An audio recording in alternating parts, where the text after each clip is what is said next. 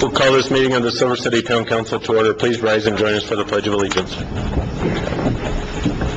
I pledge allegiance to the flag of the United States of America and to the republic for which it stands, one nation, under God, indivisible, with liberty and justice for all. If Councilor Bettison would read our mission statement. Thank you, Mayor.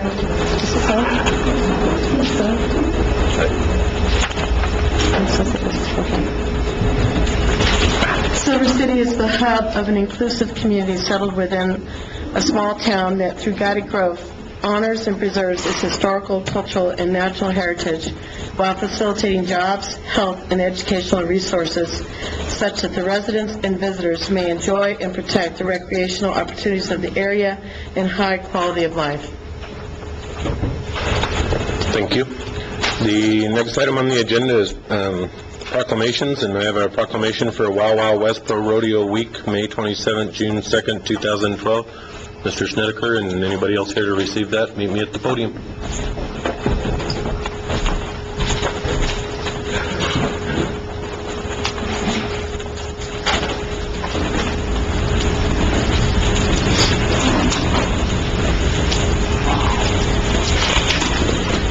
This is a proclamation, whereas this will be the 22nd annual Wild Wild West Pro Rodeo held in Silver City, Grand County, New Mexico, and whereas the Wild Wild West Pro Rodeo reflects the Western heritage and history of Silver City, and whereas the Wild Wild West Pro Rodeo will attract local, regional, and international participants and is in the turquoise circuit, and whereas the Wild Wild West Pro Rodeo is an important step in the process of improving the economic viability of New Mexico in the sporting world.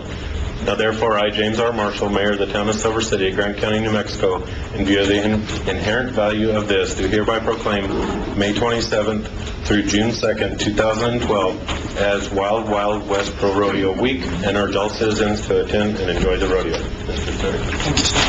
Anything you'd like to say? Just hope everybody comes out. Hope you all enjoy it this year. It's been really tough this year, getting everything set up and ready to go. And I'm currently the president of the Southwest Horsemen's Association, and hope you all come out and enjoy this next week with Pro Rodeo. Thank you.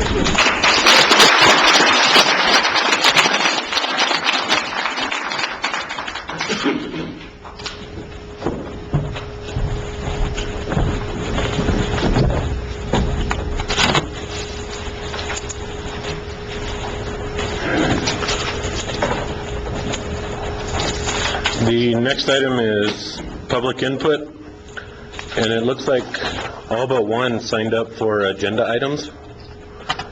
It's either the lodger's tax or support of the chamber or discuss the chamber, and I would say lodger's tax, except for one.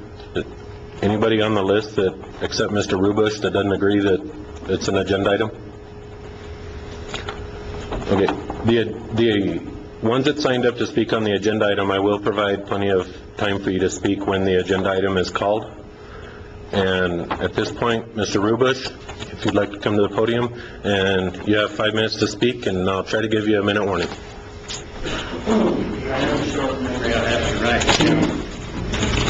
I'm Norman Rubush from Silver City.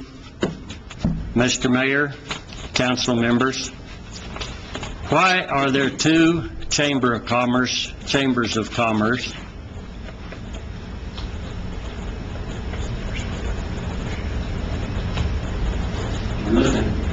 Why?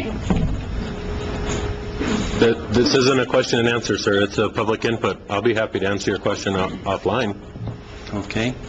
I would like to know why there's two chambers of commerce. Thank you.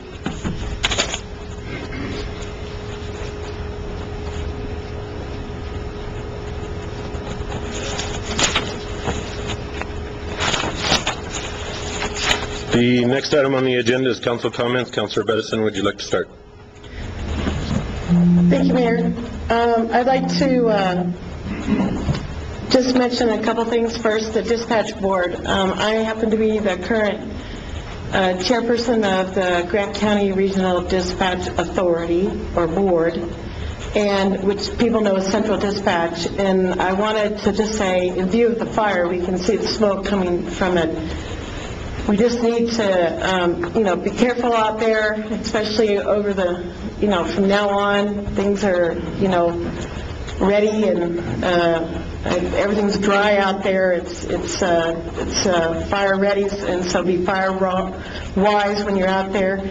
And I want to really thank everyone at the Grant County Regional Dispatch Authority that's headed by our dispatch manager or director, Gene Fortenberry. They do an excellent job with the 911 service that they provide, doing the reverse 911 and getting information out to all of our agencies to ensure that you receive the services that you need, and ensuring that the communications go backwards and forwards between all the different entities. So during this time, let's just make sure we're all fire-wise and remember that any potential ignition source, throwing something out the window, any little ember can cause a fire right now with everything being as dry as it is.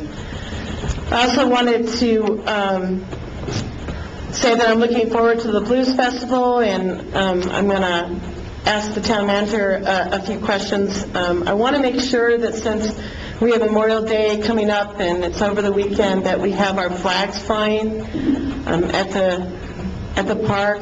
We have, of course, the Blues Festival will be at that park. We're expecting a lot of people, and we have a lot of veterans. We have a veteran, of course, that sits in our council, Councilor Ray.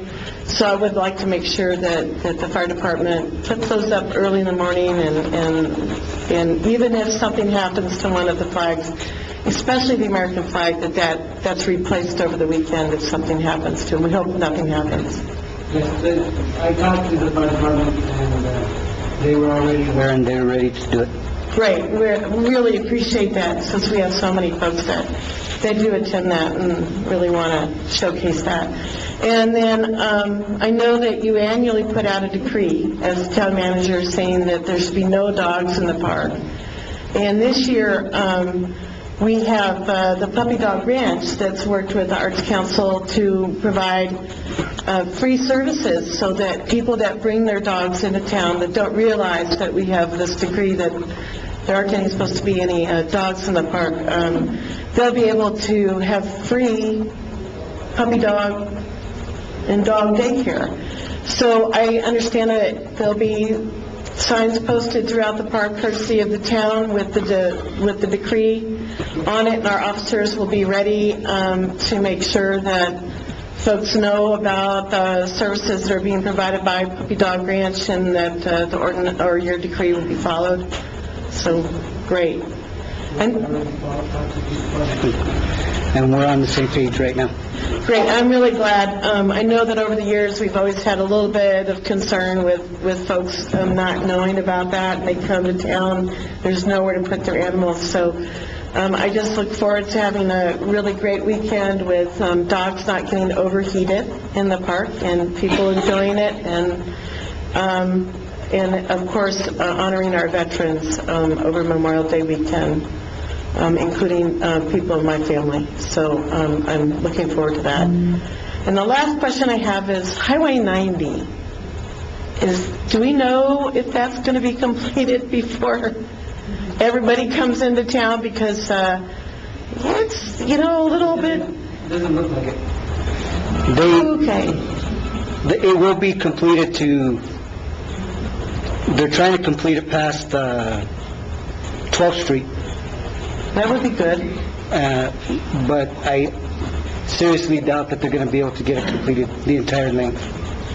So are we going to have cones up? Do we know if there's going to be cones up, or are they going to... Because right now, the cones stay up during the evening, and they kind of have the traffic around them, where they're directed to one lane on each side. I don't know if they're going to... That's only during construction. At night, when they're not doing construction, Okay, so... they've got the reflectors. So over the weekend, They won't be They won't be there, won't okay. be there, no. Thank you very much. I really appreciate it. Councilor Cook? If everybody will excuse me, I can't talk too long because my throat's messed up from the smoke. Councilor Ray?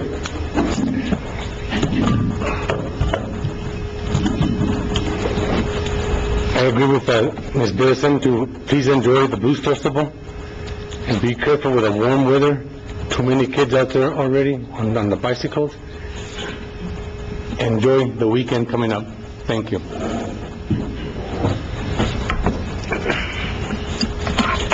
Councilor Rhodes? Mr. Mayor, thank you. Looking forward to the Blues Festival. It looks like it's going to be a good weekend.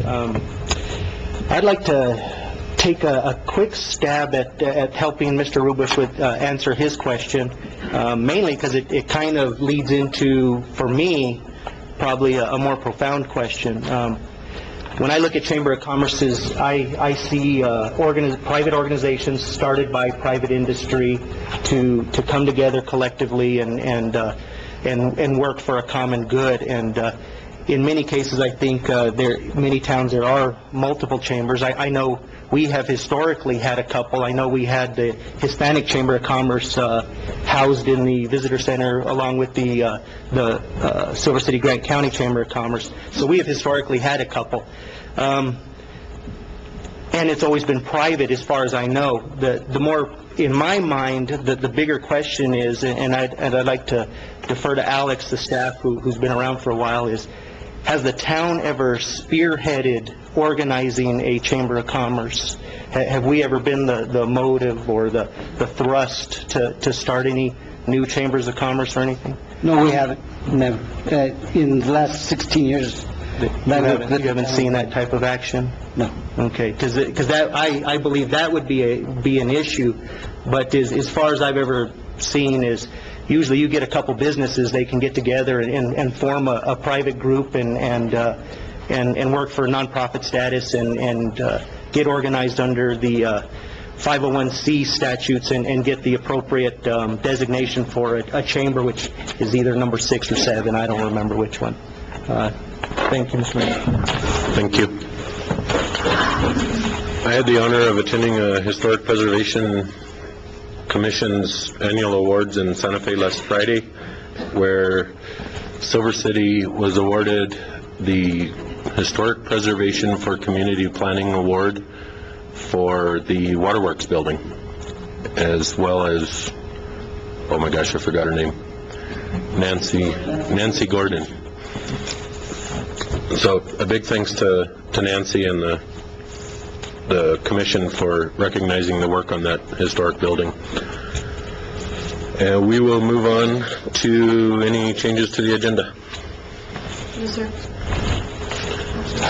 Seeing none. Next item on the agenda is approval of minutes of the regular meeting of the Town Council, May 8th, 2012. Mr. Mayor, Counselor. I move that we approve the minutes of the regular meeting of the Town Council on May 8th, 2012. Is there a second? I'll second it. There's a motion and a second to approve the minutes of the regular meeting of May 8th, 2012. Is there any discussion? There's a motion and a second, no discussion, to approve the minutes of the regular meeting of the Town Council from May 8th, 2012. All those in favor signify by saying aye. Aye. Any opposed? Motion carries. The next item on the agenda is reports. Mr. Brown? Petty Park is about halfway built.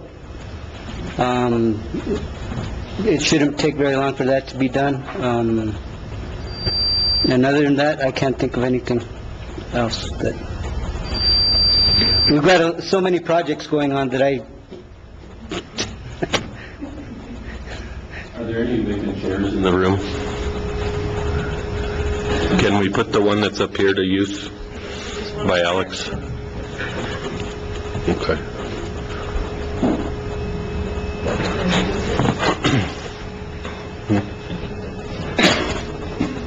I don't have my shoes on. All right, take it. I could go with one shoe. We have another one over here. Cynthia.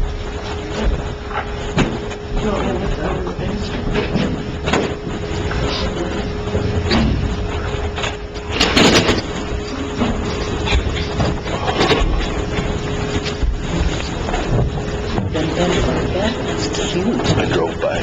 Yeah. The fence fell down, so that's really nice.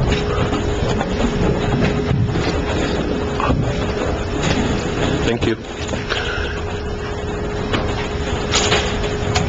Chief, do you have any report? Do you have any other department heads? I told them all to stay home. Thank you. The next item on the agenda is a public hearing. Approval, disapproval of ordinance number 1201, an ordinance amending the town's official zoning map from commercial to mixed use for a portion of a parcel described as lots 1 and 3 and the south 2 feet and east 60 feet of lot 5, block 1 of the Shadle subdivision, 1419 Corbin Street. The town council will serve as the hearing board, and I, as mayor, will be the presiding officer. Have any members of this hearing board had ex parte discussion with any person regarding the subject matter of this hearing, or had any communication from any party to this case? No, sir. No, sir. Hearing none, you're all qualified. Will all parties and witnesses intending to testify, including those staff members who intend to present testimony or who will be available for questioning, please rise, come to the podium to be sworn in by the town clerk. If you have not been sworn, you will not be permitted to testify or otherwise participate in this hearing.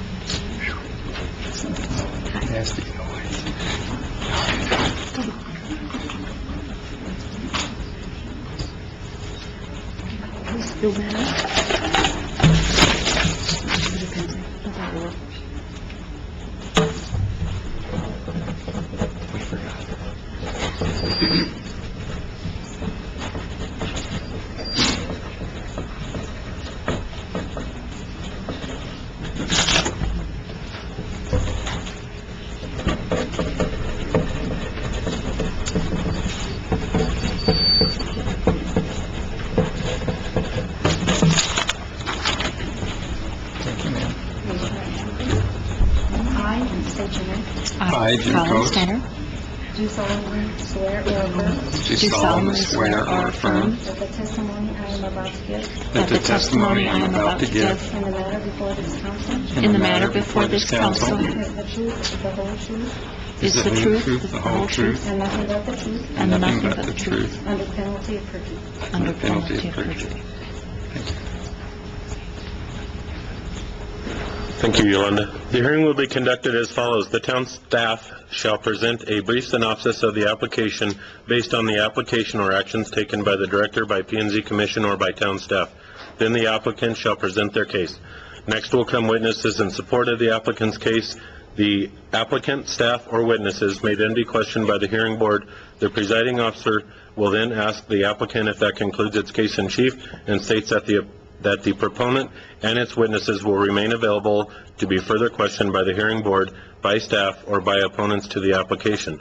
Following the close of the applicant's case, witnesses in opposition to the applicant's case shall be permitted to testify, during the course of which the witness may address questions to any previous witness, but such questions shall be made through the presiding officer.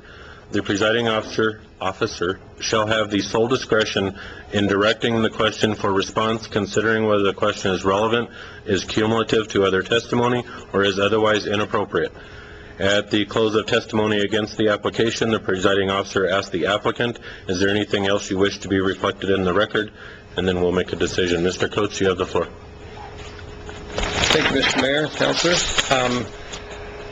Tonight we have the matter of a map amendment zone change request, CZ 1201. The subject property is owned by Amelia Imperial, and it's at 1419 Corbin Street. She is asking that her property be rezoned from commercial to mixed use. Mixed use is one of the new zones created with the Land Use Code of 2010. And there are several properties already in the neighborhood that have been rezoned, as you already know, to mixed use. And Ms. Imperial's property is this point right here. The area is fairly residential. AmBank is about the closest business to the subject property. And the mixed-use district is intended to accommodate a mix of small-scale commercial and residential uses and to provide a transition between commercial and surrounding residential neighborhoods. Reinvestment, limited expansion of existing residential and commercial buildings, and new mixed-use residential and commercial buildings or uses are encouraged. This is the subject property at 1419 Corbin. It's a small residence surrounded by other residences. You can see the residence to the north and the resident to the south. This is across the street. It's basically a residential block. The closest commercial establishments are further up into the next block. There's AmBank and others. This is another view of the building. To find the map amendment and approve the map amendment, the town council must make at least one of the following findings. The proposed amendment is in substantial compliance with the town's comprehensive plan. The proposed amendment will not adversely affect the implementation of the goals and policies of the town's comprehensive plan. The proposed amendment is justified in order to correct a mistake in the town's comprehensive plan. The proposed amendment will not adversely impact the public health, safety, or general welfare, and will promote the original purposes of the Land Use Code. The proposed amendment responds to changed conditions, such as changes in assumptions on capital investments, road locations, population trends, lands committed to development, density use, or further studies that have been completed since adoption of the Land Use Code. The proposed amendment is necessary in order to respond to state and/or federal legislation, and the proposed amendment provides additional flexibility in meeting the objectives of the Land Use Code without lowering the standards of the Land Use Code. The town council, to make the map amendment, must find at least one of those to be true. The Planning and Zoning Commission met on April 3rd and recommended that the applicant's request for a map amendment zone change be approved, and they found that findings 1, 2, 4, and 7 were true, and that was how they made their recommendation. Are there any questions from the council? Questions? Would the applicant like to present her case?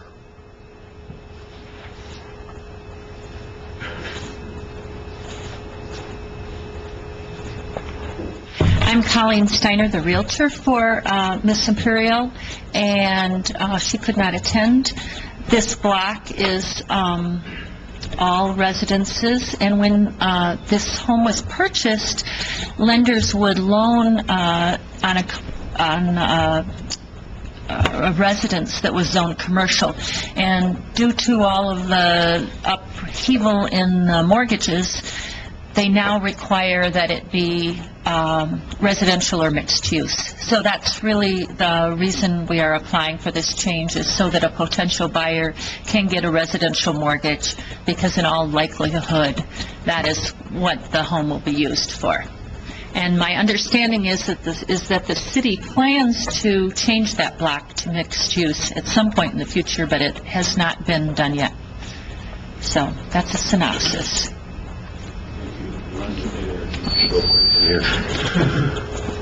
Are there any witnesses in opposition to the applicant's case?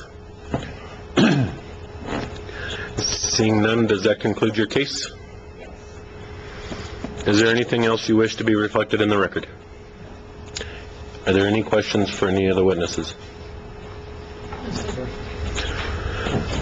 Is the hearing board prepared to consider the application and render its decision? Yes, sir. Yes, sir. I'll entertain a motion. Mr. Mayor, Go.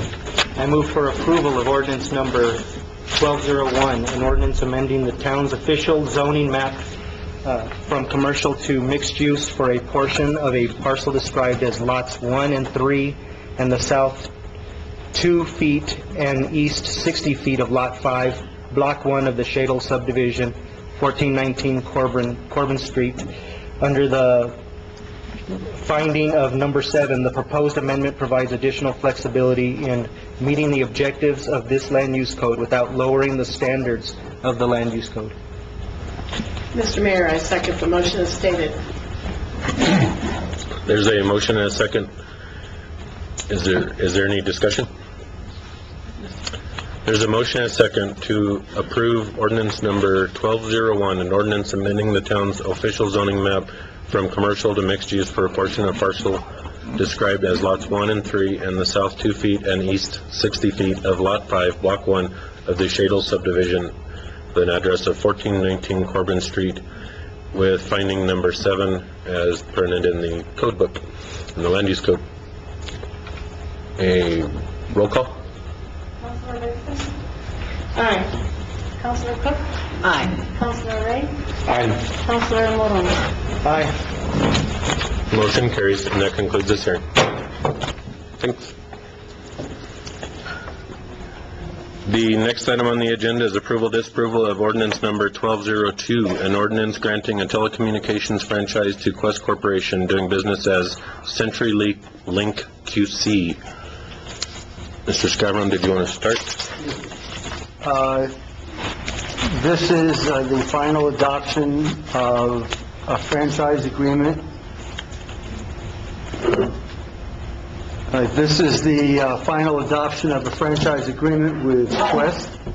The identical agreement with Western New Mexico Telecom will be voted on next. They have to be the same because the town has to provide a neutral basis for competition among like providers. We have been in negotiation off and on for 17 years, and culminating in this proposed franchise agreement. Every condition that the town insisted on was agreed to by both telecom communication companies, and the provisions that are most important that I would mention are, first is that any excavations operations in the town, the work shall be done in compliance with the necessary rules, regulations, ordinances, or orders which may, during the continuance of this franchise, be adopted from time to time by the town of Silver City. So they are going to be fully compliant with all of our municipal laws. The restoration, in the past, it was restoration to what they considered the previous condition of streets. Now they are going to be restored in conformance with current codes, which is a big step up. The third relevant portion is that the franchise fee is 3% of the monthly recurring revenues. And an area that is in significant debate in certain parts of the state is how broad the definition of gross revenues should be. We are taking, compared to the spectrum where Santa Fe and Albuquerque are looking to include more things in gross revenues to have the percentage applied to, we are taking a more conservative position, because we recognize that this franchise is a pass-through, as it is statewide, to consumers. And it was a decision of the town manager that we do not need to fight for a broader definition of gross revenues, nor do we have to fight for a higher percentage. And this is a benefit to the consumers within the town. The next important item is that from this point on, the Quest will be applying for permits before they do work in town. They won't have to pay for the permits. That's part of the franchise. But for the first time, they will be applying for permits and be subject to the regulations of the town with regard to permits. That has to do with inspections, that has to do with coordinating activities with other activities within the town regarding tearing up streets and the like. The next thing that was not in previous franchises, or in most of them around the state, is that the town has the right to cancel the franchise upon a demonstration of a pattern of non-compliance. The next is that, and this was not included in the original Quest proposal, is that we have a right to inspect Quest books and records upon demand. The next thing is the indemnification, that we have specifically stated that any indemnification for our own negligence is subject to the limitations of the New Mexico Tort Claims Act, and that puts a cap on how much we can be liable for. So all in all, and then one overarching point is that this will be, I believe, the second franchise in the state in the last 17 years, the first one being Farmington about 2 years ago. This is an affirmation by the town and an accord by Quest that towns do in fact have the ability to regulate their own rights of way. The issue being hard fought for the last 17 years, and it's not going to end, is the argument that towns should not have the right to regulate its own streets and rights of way when it comes to utilities and telecom. And this town has stood very strongly in favor of protecting the inherent rights of this town to regulate its own rights of way. And after 17 years of back and forth and threats and counter threats, Quest is coming forward and agreeing. I've also met and negotiated with New Mexico Telephone, and they are in accord with the exact language. So it's my understanding that both companies will, if this is passed, they will come forward and accept the town's offer of franchise.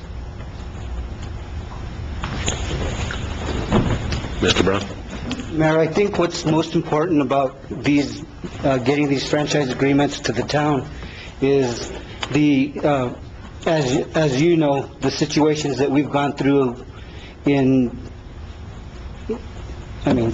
since I've worked with the city, where projects have been going on without our knowledge on streets, and I get a call from the mayor or Councilor Bettison about some street that's been torn up and has been torn up for extremely long time, and they think it's our crews, or it's the gas company or the power company. Well, this will ensure that the Quest and Western New York Telephone do start coming to us and informing us of the work that they're going to do, and they comply with the ordinances that are passed by the town and are updated in future years by the town. That's what's important. We also, I want to give one good example, is we were working on some work on Leslie Street, and we didn't know that there was a underground cable, Quest cable. Well, Quest never responded to any of our requests if they had any infrastructure in there.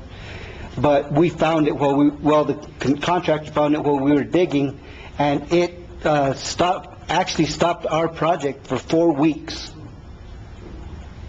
It took about a week for us to fight with them to get them to lower it, first of all. And then it took another 3 weeks for them to get a contractor in here to come and lower it.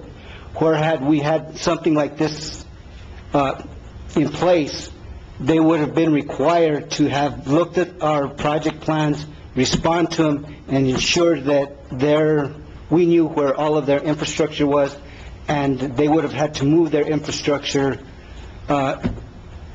before our project even started. So that's what's really important for the town. And those are some of our best examples of why this is important. Other than the fact that, we Quest affirming that we do have control of our own right-of-way. Because basically that was the final threat with Leslie, is this is town-owned property. You don't have the right to, any written permission to have your line in the right-of-way. So if you're not gonna lower it, we're gonna just tear it, move it. And that was it. So that was the only way that we got them to lower it. So, you know, I think this is very important, to future town operations, so. I'm going to go to the audience, and Dr. Art Martinez wanted to speak regarding this.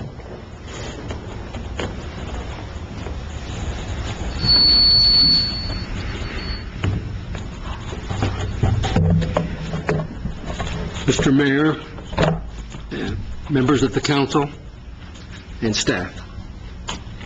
And I've had visions of this, I always do, that there are no more chairs for the sovereign public.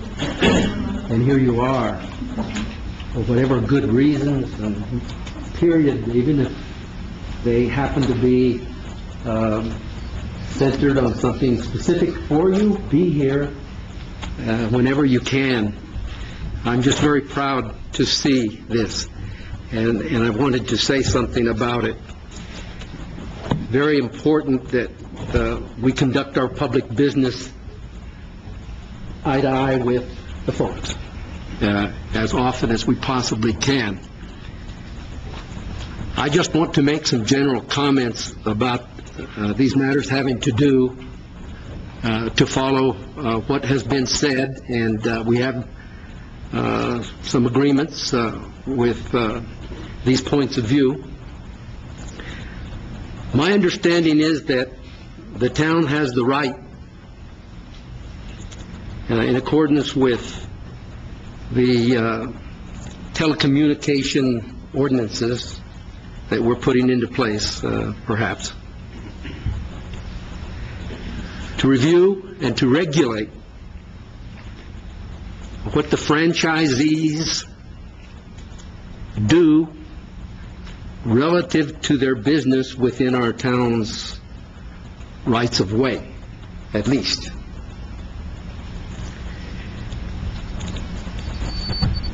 And as a resident of Silver City, I am requesting that these franchisees, these two franchisees, as well as similar ones that you've mentioned, for example, such as Comcast, let's say,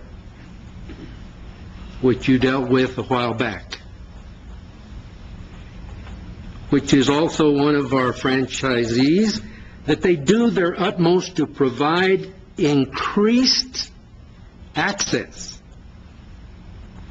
to Silver City residents who heretofore, on occasion, have been denied such access for various reasons. We don't have our lines into the area. It would be costly for us to do this, and whatever. I am one, among other persons residing in our city, who have unsuccessfully sought to be hooked up, as we say, to Comcast during the past 10 years. I suppose I've had communications 8 to 10 times.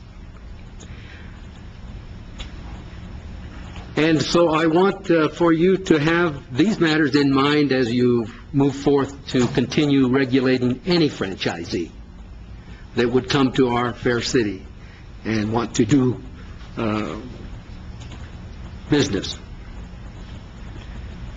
One thing that is important concern of mine is that it's only through Comcast that we can receive the CATS channels, and many folks want to be aware of community affairs, educational, political, social, educational, and that is just something that we need to be supporting. It would also be very disappointing to many of us, I'm sure, If these or any other franchisees swiftly increase their service rates to local customers in order to pass on to them their cost of the 3% fee that our town will be charging them for their franchise rights. This, of course, is not an uncommon business practice, and I hope it will not occur with reference and with regard to what we will be moving forward to do. So I ask that you continue to look out for the interests of the town and folks here in these matters having to do with franchises with corporations. Thank you very much. Anybody else in the audience like to speak on this ordinance number 1202?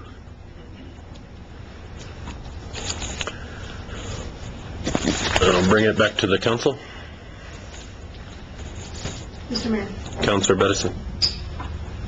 I move that we approve ordinance number 1202, an ordinance granting a telecommunications franchise to Quest Corporation, DBA CenturyLink QC.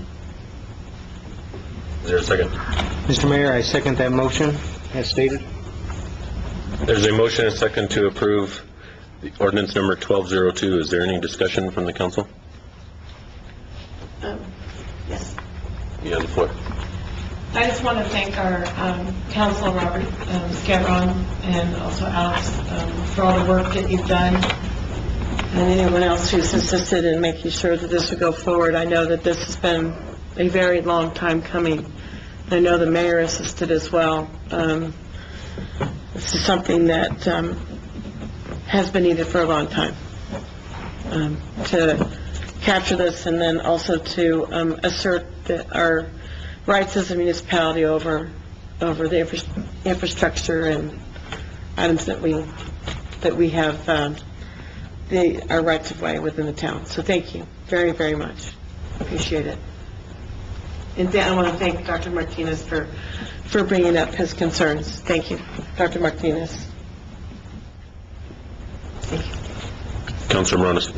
Mr. Mayor, kind of on the same note, Dr. Martinez mentioned a concern about that 3% being passed on to consumers, and I appreciate the fact that our staff and our attorney made it to where they're not going to be forcing these franchisees to calculate every single revenue stream and charge 3% on every single revenue stream just so it gets passed on to us. We were very conscious of that fact and very careful not to try to make sure that we're not passing huge fees down to the consumers. Thank you.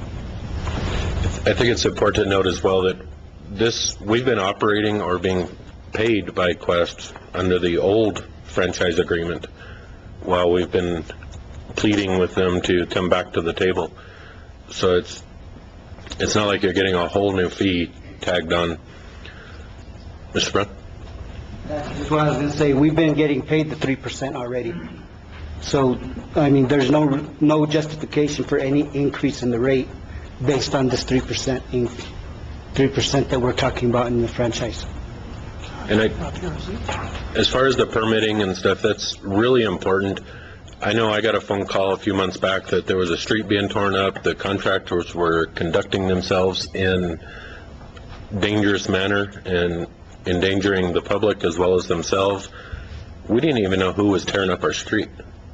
We had to drive over there and ask them who they worked for. And with this in place and their knowledge and their negotiating it, that's not going to happen anymore. And our streets can get restored. So it's definitely going to help with the communications. Councilor Bedison?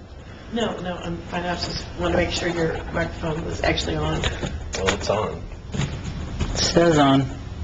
Is it? I'm hearing you loud and clear. You guys hearing it? Okay. Just a little bit? No? Okay, that's what I was Any other discussion? There is a motion and a second, and no further discussion to approve ordinance number 1202, an ordinance granting a telecommunications franchise to Quest Corporation doing business as CenturyLink QC. Roll call, please. Councilor Benson? Aye. Councilor Cook? Aye. Councilor Ray? Aye. Councilor Morones? Motion carries. Next item on the agenda is approval, disapproval of ordinance number 1203, an ordinance granting a telecommunications franchise to WNM Communications Incorporated. This is the same agreement, and we can have the exact same discussion regarding it.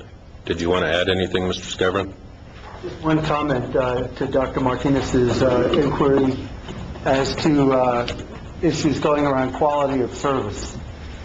It's been well litigated and absolutely determined that towns have no power to inquire, to regulate. We can inquire, but to regulate quality of service and providing of service issues. Our state representative on the PRC is a gentleman named Ben Hall, and I'm sure that he would love to get feedback from individuals who are customers of any franchisee, because PRC regulates them all, on quality of service issues, or billing, or extension of services to residents or business. We're powerless to do anything about that subject. But Ben Hall is our representative. The PRC makes those decisions, and that's where the inquiries or the complaints should go. Anybody in the audience like to speak on ordinance number 1203? Seeing none. Anybody on the council like to speak? Mr. Mayor. Counselor. I move that we approve ordinance number 1203, an ordinance granting a telecommunications franchise to WNM Communications Incorporated. Is there a second? I second. There's a motion and a second. Is there any discussion? There's a motion and a second to approve ordinance number 1203, an ordinance granting a telecommunications franchise to WNM Communications Incorporated. Roll call, please. Councilor Benson? Aye. Councilor Cook? Aye. Councilor Ray? Aye. Councilor Morones? Motion carries. The next item on the agenda is approval, disapproval of request for proposal number 11/12-3P. Huh? Do you want to? Mr. Mayor, Oh, do you want to do this? What do you want to do? let's hear it from the community. Okay, I'm going to do that first. All right. The next item on the agenda is approval, disapproval of request for proposal number 11/12-3P, community promotions. And as is commonly known, and why I believe a majority of you are here, this is the lodger's tax. And I'm going to go to the audience first. And I'm just going to go down the list to start with, and then I'll open the floor. Mr. Petty?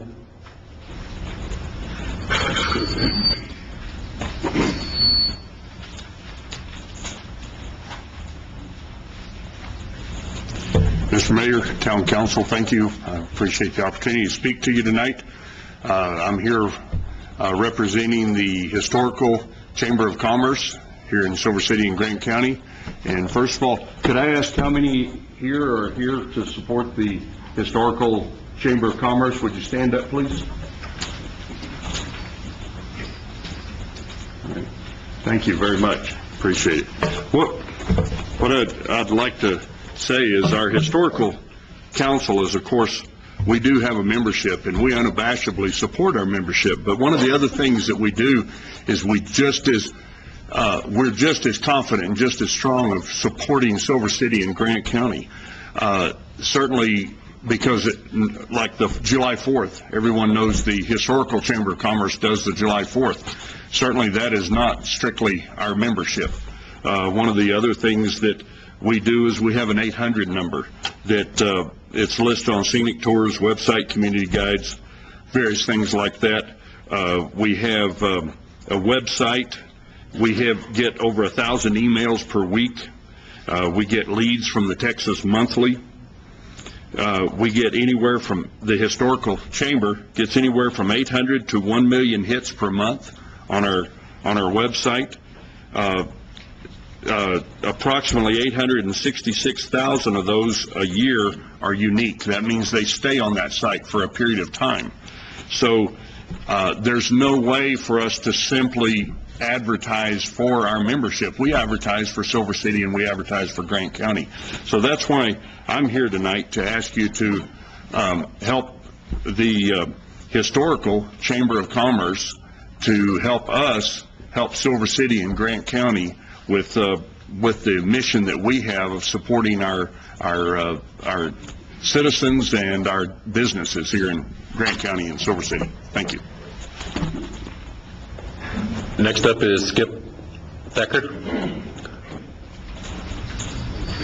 I'm not being rude, Skip, but I gotta really get something going on. I didn't hear you. I won't talk until you come back. Skip, he said he had to go get some Kleenex. He wasn't being rude, he just had to go get some Kleenex. Can you hear me okay? Yes. Speak into the microphone, please. Can you hear me now? All the way in. No? It's not, is it working? No? Is it turned on, Alex? The red light's on. The light's on? All right. Is it on? Yeah. My name is Skip Thacker, Grant County resident, and I'd like to echo what Trent said, but with perhaps my own spin.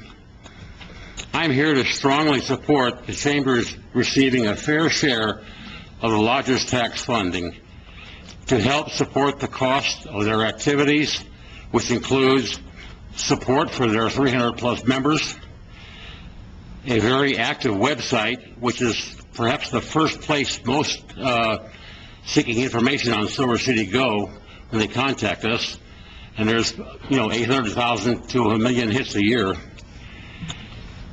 Also sending out hundreds of information packets on Silver City, Grant County for many years, and also organizing the July 4th parade and golf park activities for each year for many years, among many other things.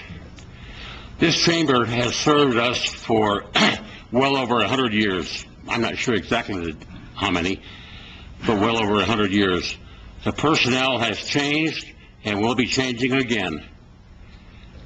I sincerely hope that personal feelings will not result in the chamber being thrown under the bus. To not award a fair share of the lodger's tax to the chamber would be a gross error in my judgment. Thanks much.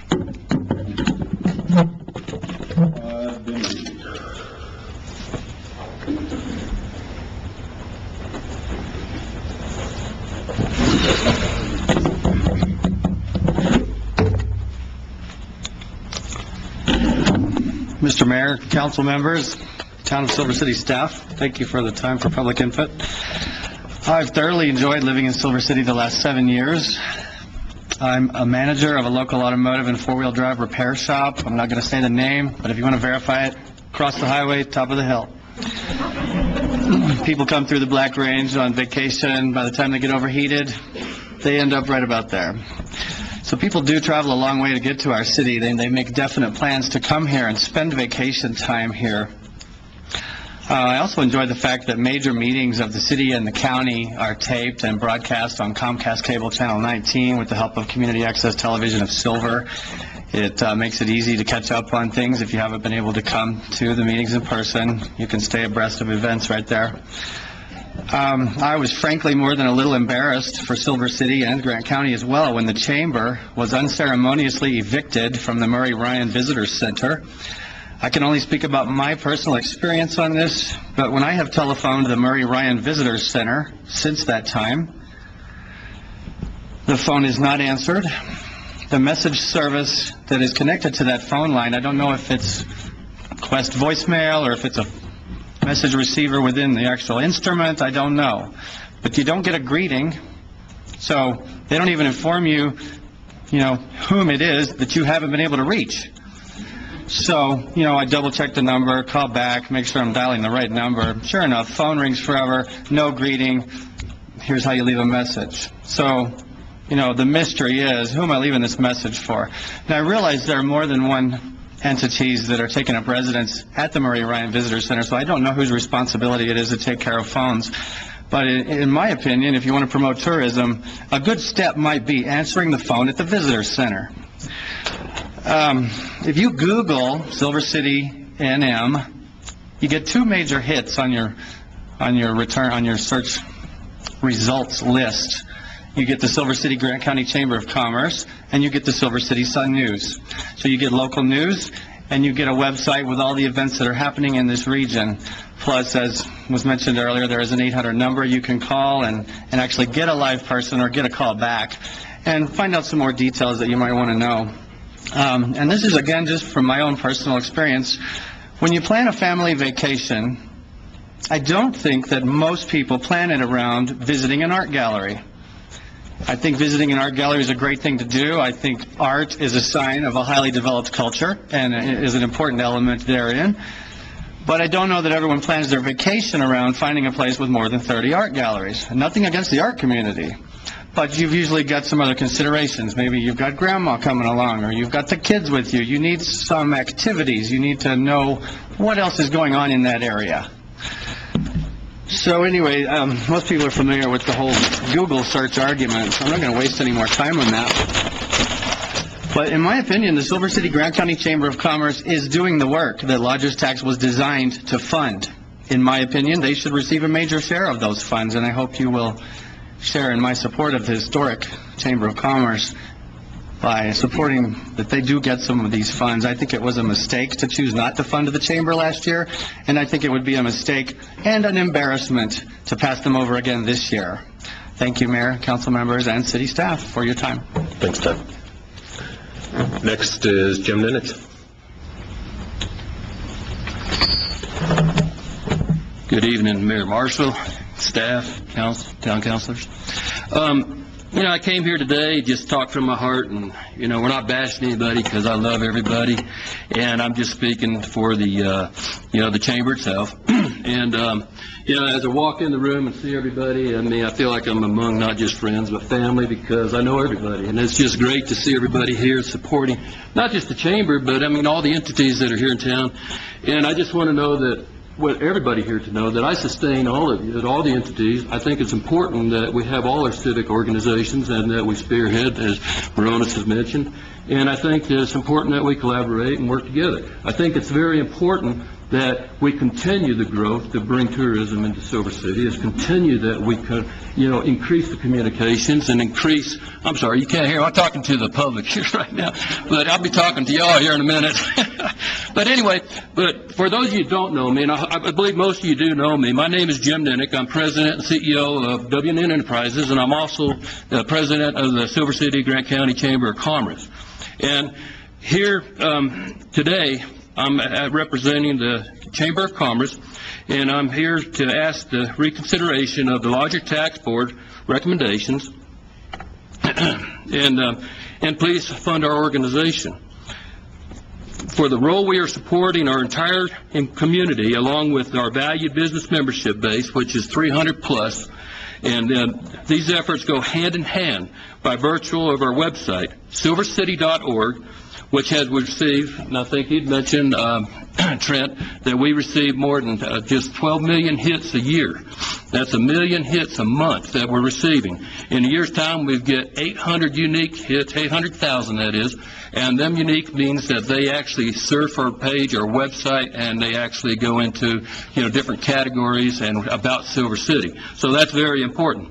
Now, these statistics are coming from last year, from our fiscal year, ending June 30th of 2011, and this goes all the way through April 26th of this year. Now, for the past 2 years, our organization, we have absorbed tourism costs without assistance from lodger's tax and for advertising our community, for thousands of mails and requests on Silver City that we send out, for our 800 number service, which is displayed on several publications that have been in existence for several years and have been mailed all over nationally. Our mail-out packages, they include our community guides, Billy the Kid brochures, lodging, dining guides, and Main Street brochure and maps of Silver City.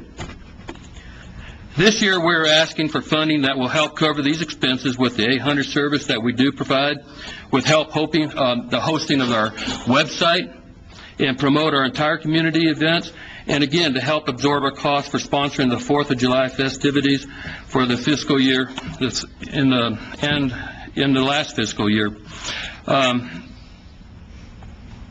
Now, I'd like to say in the last year, the fiscal year that we had, Silver City and Grant County Chamber of Commerce was very active. We staffed a tourism booth at the Albuquerque International Balloon Fest, and we had distributed over 15,000 items. We promoted Silver City. And I'd like to thank Alex Brown, I believe, and it was John Sorry, for donating the lapel pins that made this possible for us to do that. The Chamber, we also teamed up with Congressman Pierce's office, hosting a successful job fair. The Chamber was actively and participated in the community-wide service, expending resources and several thousand in Chamber funds to help displaced fire victims by collecting more than $70,000 and 200,000 items and material goods that we dispersed. In addition, our Chamber collected right under $2,000 to send our mining district's national scholar to Washington, D.C. Our community calendar, which is emailed weekly, promotes all the community-wide events, regardless of our membership. It goes to everybody that's on our mailing list. And our mission is stated pretty much to serve our members by promoting business, commerce, and tourism in Grant County. Our purpose is to enrich the lives and prosperity of our community and business members through the vibrant business climate and being an effective advocate of our businesses. Mr. Mayor, we've had discussions about defining roles, missions, statements, and also all of our civic organizations, and what play the significant roles in the promotions of our community.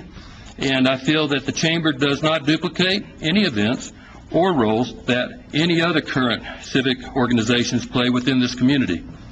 And again, I'd like to reiterate that this is your Chamber of Commerce and mine for 107 years of service. It has served this community. And I urge you to reconsider the Lodger Tax Board recommendation and please fund our organization. And I'd like to thank everybody that supports the Chamber that's coming here today.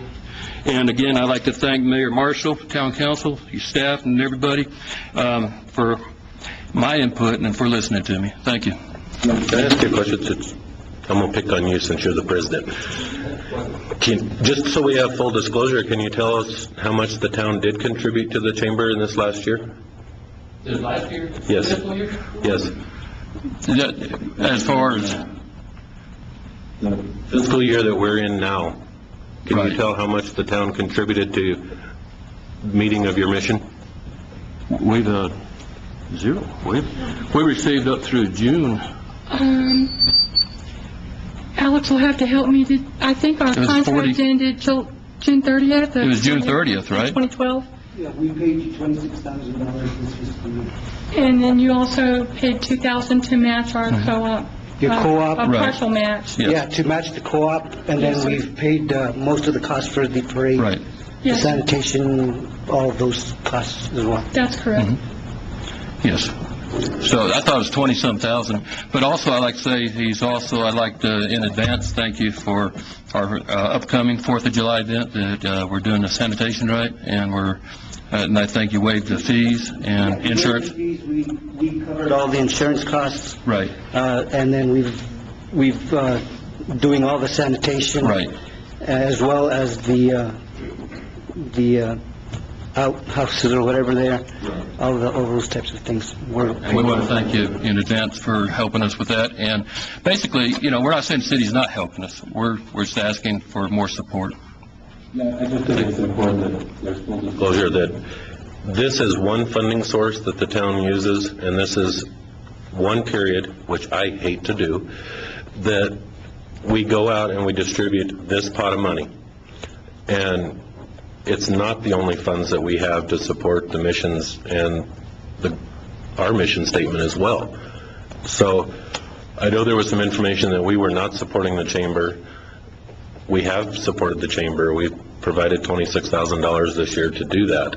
And it's my intent to continue to do that. And we've had discussions about where we go in the future, and we'll continue to move forward. 6,000 was in previous agreements, right? And we have a, No, it was actually 26,000 that you said you had committed for ads for this fiscal year. So we kept you whole and paid you the 26,000 that you had committed for this fiscal year. Right. So it wasn't a previous agreement. Right. So. Well, that was of this fiscal year, right? So you've kept your agreement on that, right? Okay. Thank you. Councilor Benson.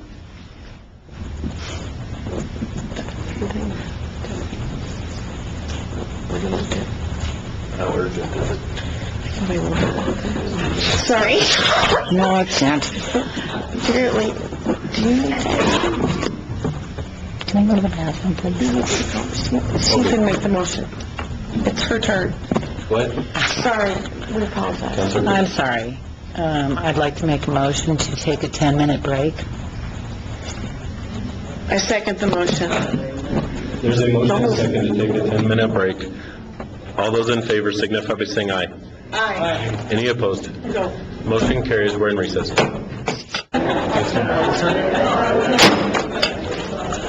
We'll call this meeting back to order. Yes.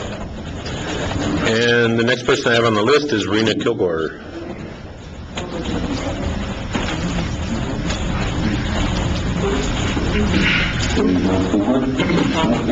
Sorry, I was back there.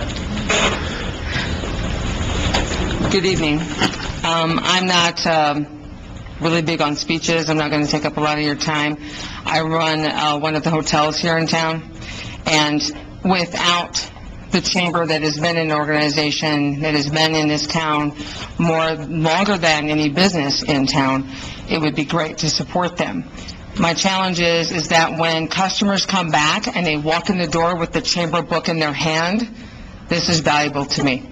Repeat business is valuable to me. My customers and my guests are valuable to me. I think the chamber deserves a fair shake. And that's all I needed today. Thank you. Next I have Cody Petty.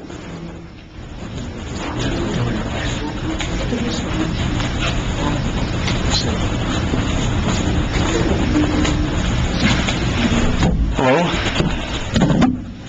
All right.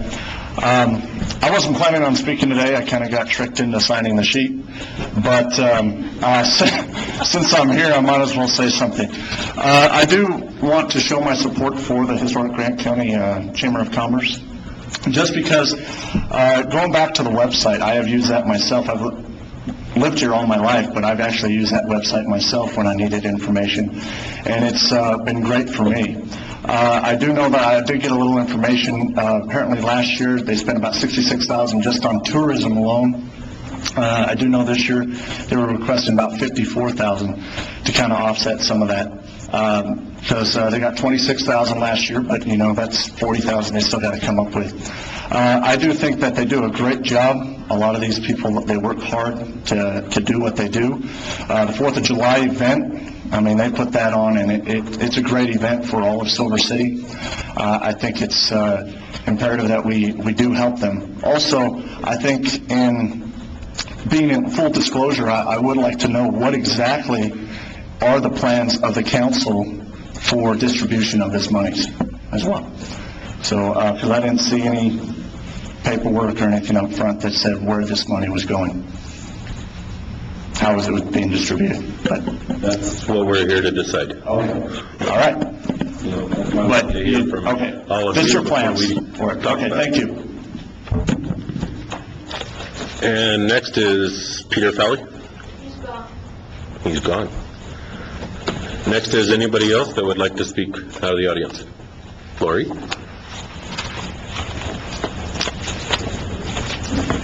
My name is Lori Ford, and I have just some questions about the Lodgers Tax Committee. And I think the general public out there who watches Cats TV also has questions because, oh my gosh, we get the phone calls. So the main phone calls that we get concern televising the committee meetings. You know, how come we don't televise this committee? How come we don't televise that committee meeting? So I'm kind of ignorant about the whole Lodgers Tax Committee. So I do have some questions. If you could answer them, I'd appreciate it. What are the requirements to be on the Lodgers Tax Committee? The code sets out sectors that must be represented on the committee, from lodging to tourism to business. I can't quote the code to you. Okay. But it lays out, we have to have somebody in each of these sectors that we have to appoint. And then they're appointed by me with consent from the council. Okay, so then how many members are on the committee? 5? 5 right now? That's all. Is that the max? Yes. Okay. And then, like, what's the lifespan of a Lodgers Tax Committee member? On the committee.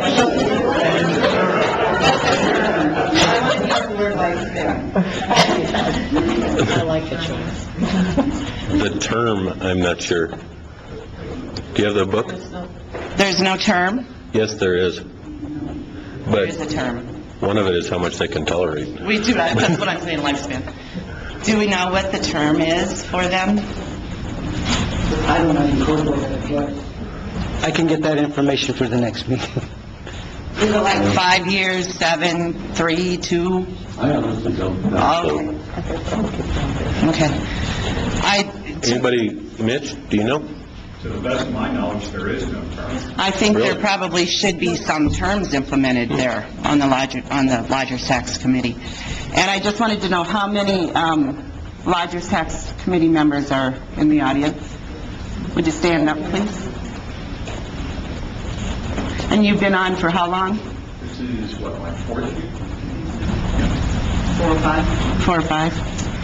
So if there is no term limit, I would just like the council to maybe consider a term limit.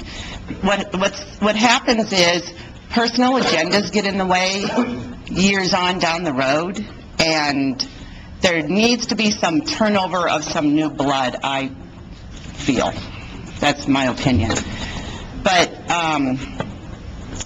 thanks for answering those questions, because I didn't know them, and when I get the phone calls up at CATS, you know, I can answer some of their questions now. I'm trying to open the code now, but Okay. if I get an answer before we're done with this tonight. And, I'll you share know, it. I just think that it would be interesting to maybe tape their meetings. Just throwing that out there. Actually, because it's an RFP, you can't televise, it's confidential until the recommendations are made. Are they open to the public then, Alex, the meetings? Once the recommendation is made, the recommendation is public, but not the actual discussion, how they came to the recommendation. I think this whole process needs to be a little more transparent. That's by procurement code state law, so. So I'd have to like go up to the state and make my argument with the state as far as public being invited to these meetings. As far as the changing of the procurement code, yes. So they're all just private behind closed doors. Well, the other thing you have to remember, they're advisory. They basically give us their advice and recommendation. Right. The council has to own the decision. They do not distribute anything. So even if it wasn't a procurement code issue, they're advisory. By law, they would not have to have a public meeting and notice it as per se. All of the other advisory committees, we do notice, and we do make them comply with the Open Meetings Act. Because of the procurement code issue, yes. Now we have, why we're having a public meeting today is because we have to make this decision. And that's why we've brought it to you. It's on the agenda. That's how you knew it was going to be talked about, and you could show up, as well as what our starting document is. But this council has to own the final decision. And you can't hold it against the committee because they didn't make the decision.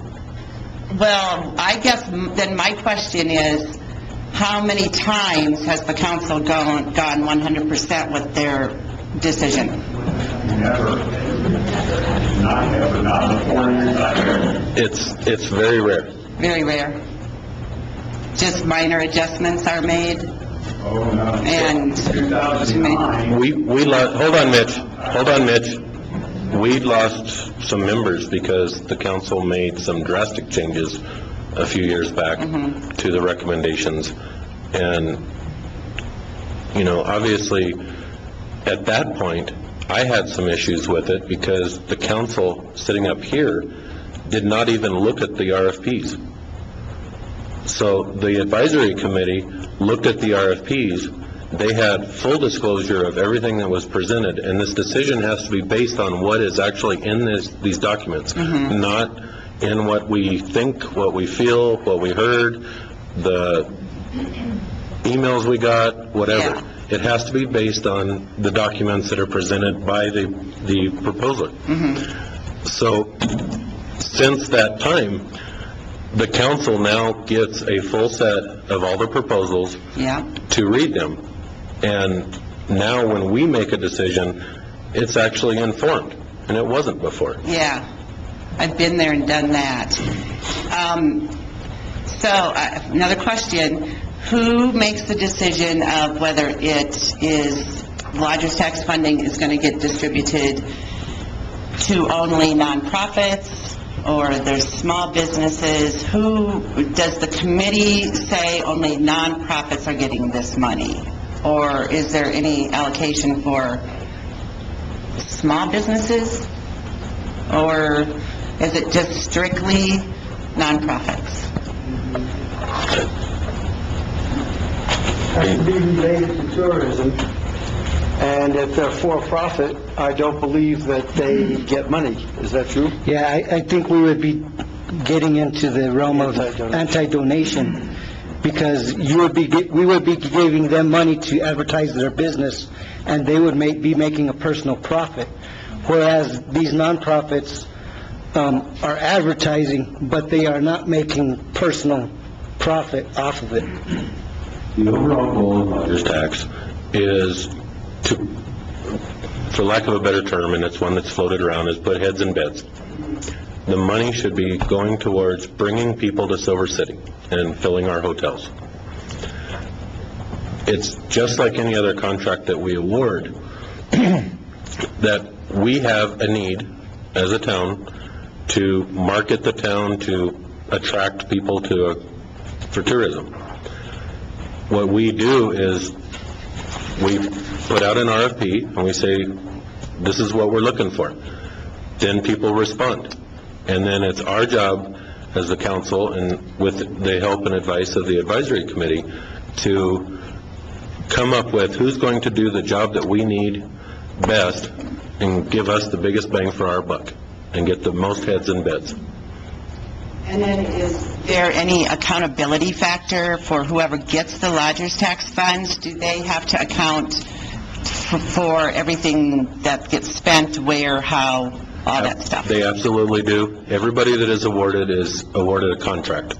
And in the contract, it states the details of what they can do with the funding, as well as their reporting mechanism back to the town to verify that the funding was used within the contract's requirements.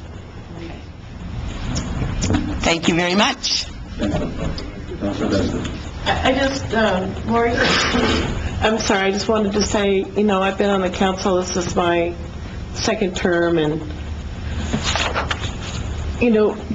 over 2 years ago, we changed, the council and the town changed this RFP. It's much more, we streamlined it, we made changes to it to make it more specific about what we were asking. The questions changed. There are definite things that we went for, that we were looking for answers to, in terms of,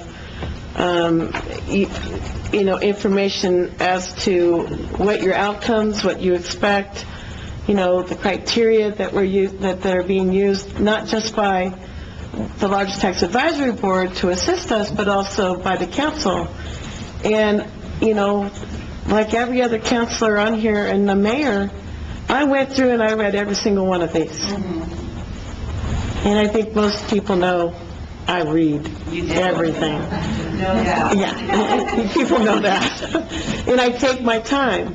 So, that decision is based on this. And, we're informed to make sure that we don't discuss or disclose what's in this. These are competitive, sealed bids.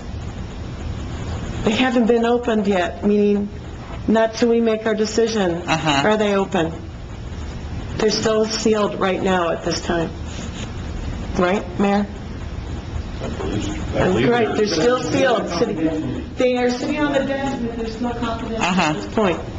So, just thought I'd throw that out to everybody to know that can't come up here and raid when we're, taking a short break. Thank you. I'm still looking. Right.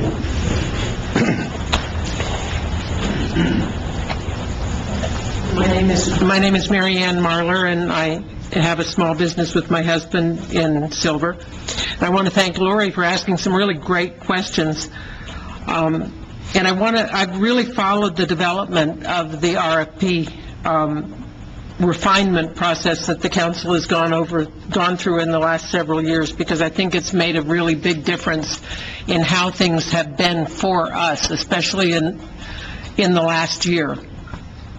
And instituting a really formal request for proposals process that has identified a solid, well-organized, and thoughtful plan has produced something, I think, that has made a difference for us. And I've only got anecdotal results. You have, I hope, by the end of this year, more than anecdotal results. But I can tell you that the Tamale Festival produced a Saturday for us that doubled our usual Saturday at the coffee house.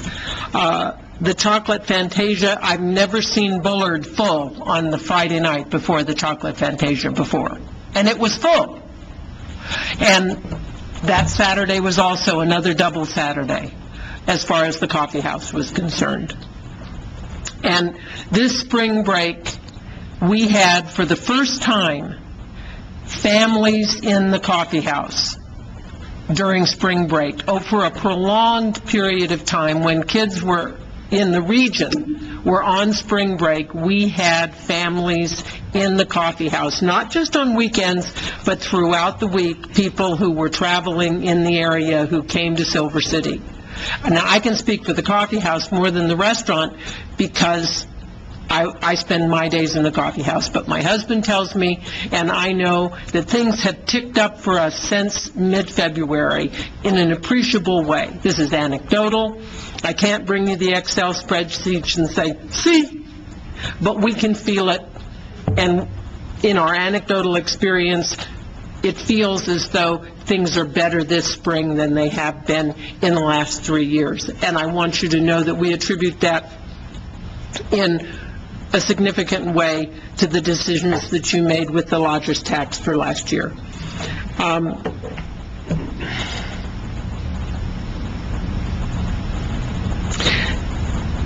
When I listen to the historic chamber talk about all the work that they're doing, I appreciate that work. And it really saddens me to hear residues of the sadness of several years ago brought back into this room. But what makes me even sadder is that when they moved out of the visitor center and they lost the formal responsibility for doing the city's business of tourism, they took silvercity.org and the other URLs that they had registered when they did have the contracts for doing that business with them. And they took that 800 number with them. Because if there was a true sense of unity and community within the city, for all of us, there would have been a passing on of that responsibility. Those things would have stayed with the visitor center. They wouldn't have moved on as though they belonged somewhere else, as though they didn't belong to the city.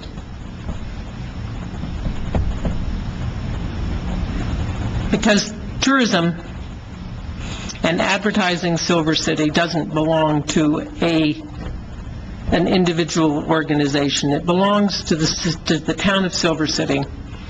And it's my sense that what was developed out of the visitor center at the time that the Historic Chamber was running the visitor center should have stayed in the visitor center. It makes me sad that it wasn't left there. Thank you. Anybody else?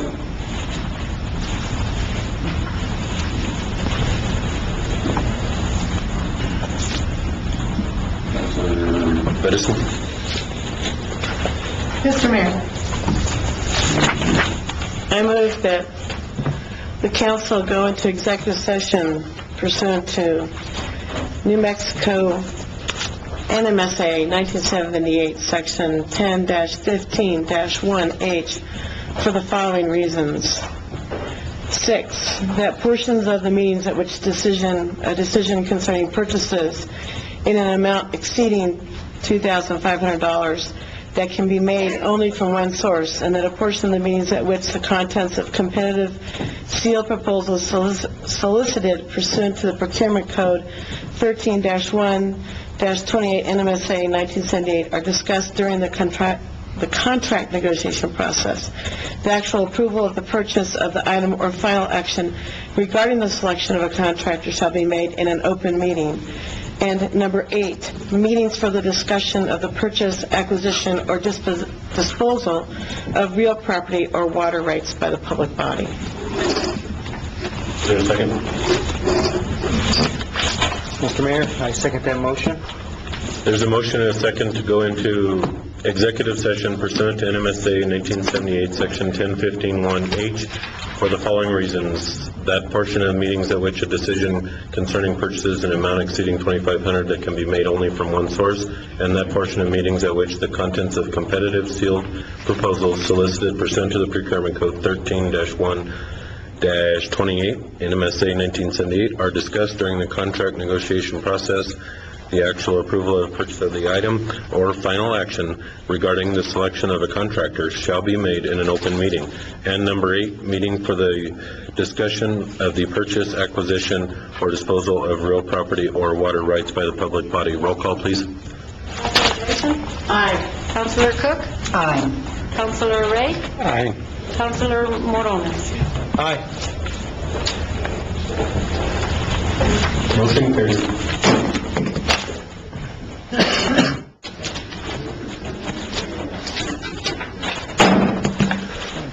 We'll call the council meeting back into open session, and there was no action taken and no discussions within executive session that were not included with the motion.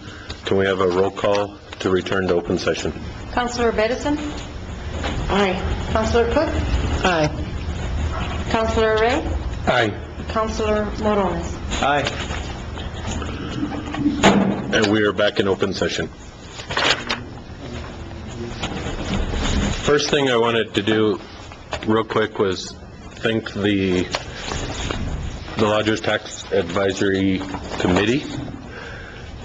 As you can see, this is a huge pile of stuff, and for them to take their time and go through that all this documentation and come up with a start for us is very commendable, and it's definitely appreciated. I do have a question, Jim or Polly.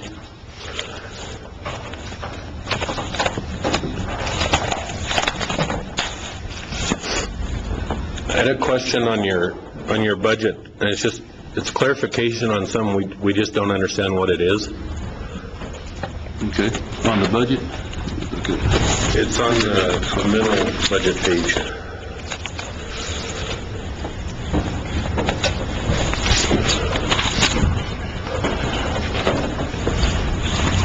On the middle budget page, with the budget. Right. Okay, what's your question? On the line that says fulfillment project deliverables for $19,382. Yes, Mr. Mayor? What is that? I took that off of an invoice related to various supplies. I'm trying to think what all was on the invoice, but it's what we had project delivered in the past to the town. Let me just think just a second on that, please.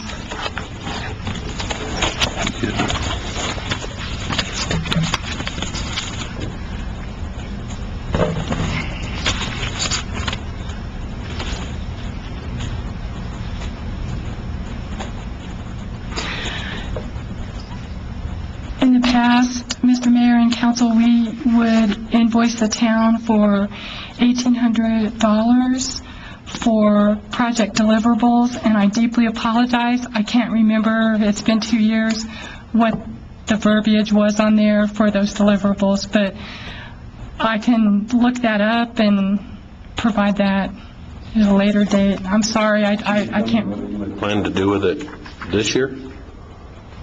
I'm sorry, I didn't hear you, Mr. Mayor. What was the scope of using that money this year? The 19,000. Yeah, for the deliverables.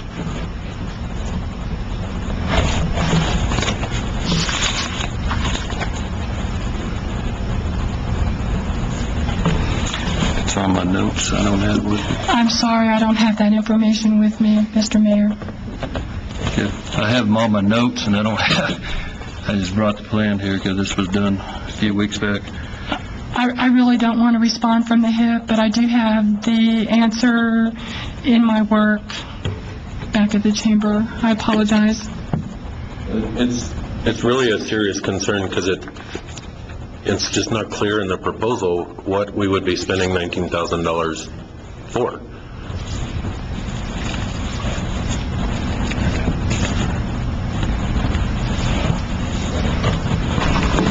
I don't have that part of the budget with me, Mr. Mayor. I apologize.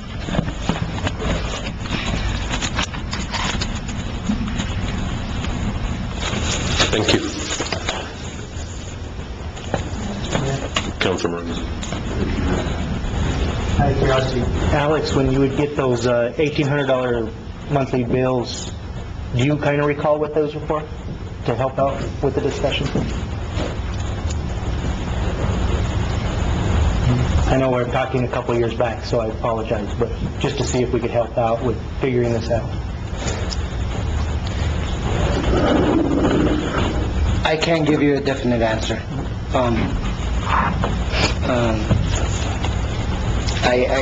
I can't give you an answer being comfortable that it's right.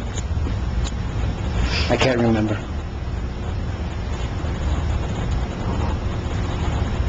Are we on a deadline to approve this tonight?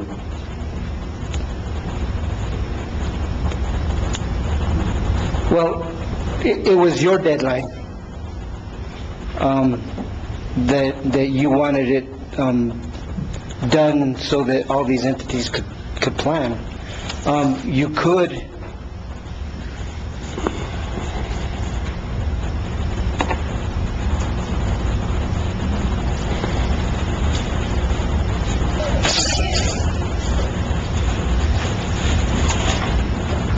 You could approve everything else except this one, that portion of it, and then come back and...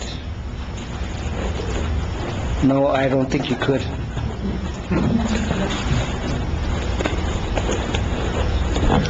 Either you approve this, the whole thing, or postpone the whole thing.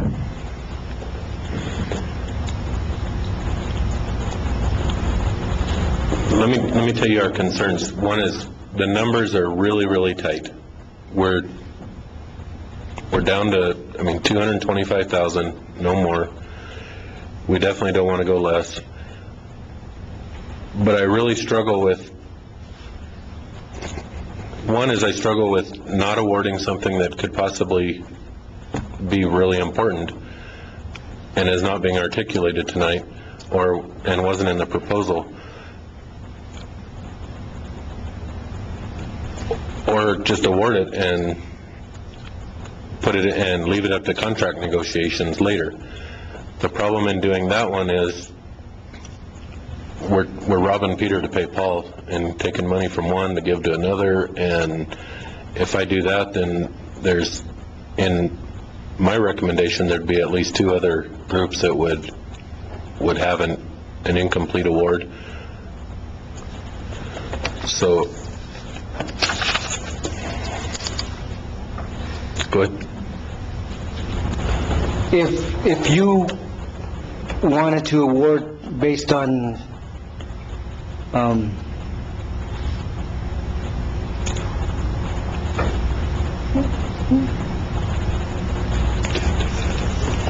I could enter into a professional services agreement separately for that dollar difference.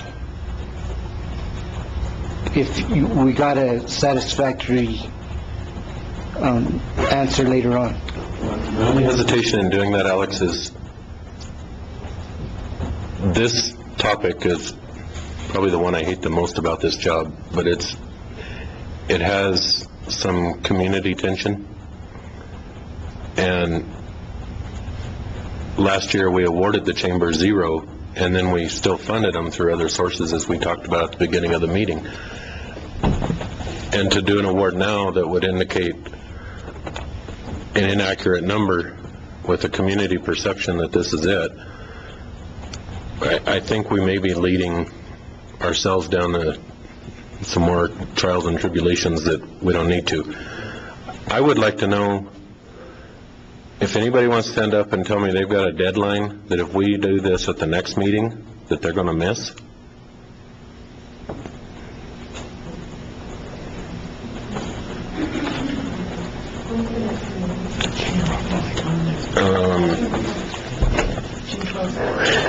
It's whenever my calendar alarms me and says, you better get to a meeting.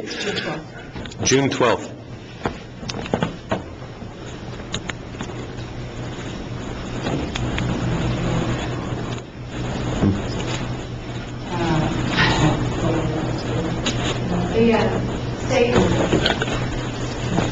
Sorry, Julie, but the microphones. The state co-op grant is due, everything is due to the state by June 10th. So all of our funds have to be accounted for.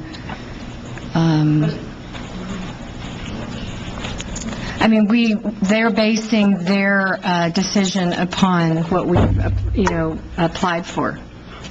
Yeah, matching funds, exactly. So we have applied for a $40,000 grant with the state. It's a co-op grant that relies on, and they're supposed to be doing their awards by the 10th, right? Yeah. Next week. Next week. So that would be our only hang-up for the ACD. Districts. Well, we have groups involved, but the Arts and Culture District spearheaded the co-op grant. There's other groups, but it's not based on their awards. It's a collaborative grant. Yes. Are you aware of what the committee had recommended? Your funding?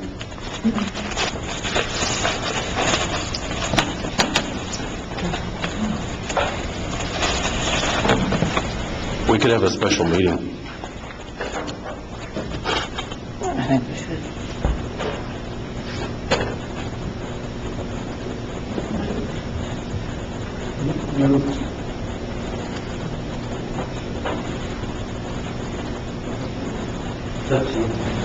I mean, you could award everything but that one.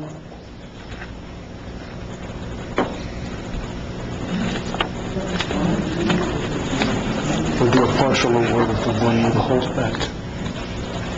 What's the council's thoughts on just having a special meeting next week? And just, by then, the chamber can respond, and we can whip it out in one shot.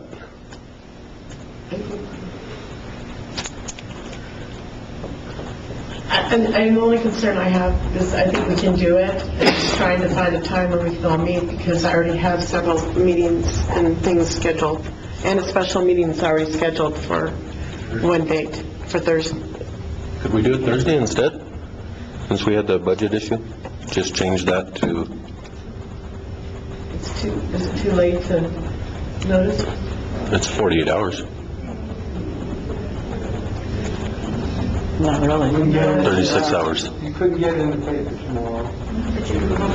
24 hours or 48 hours? But we could post it at all the different locations. Instead of doing that other budget, the budget item, change it to that. Budget and I'm just more comfortable with that. it's a What if 24 I postpone this meeting to that time? If we do it by tomorrow morning. What if you postpone this item to that day? And you wouldn't have to advertise. You could have a meeting, your budget meeting, you could recess, and then come back as a continuation of this meeting. Postpone.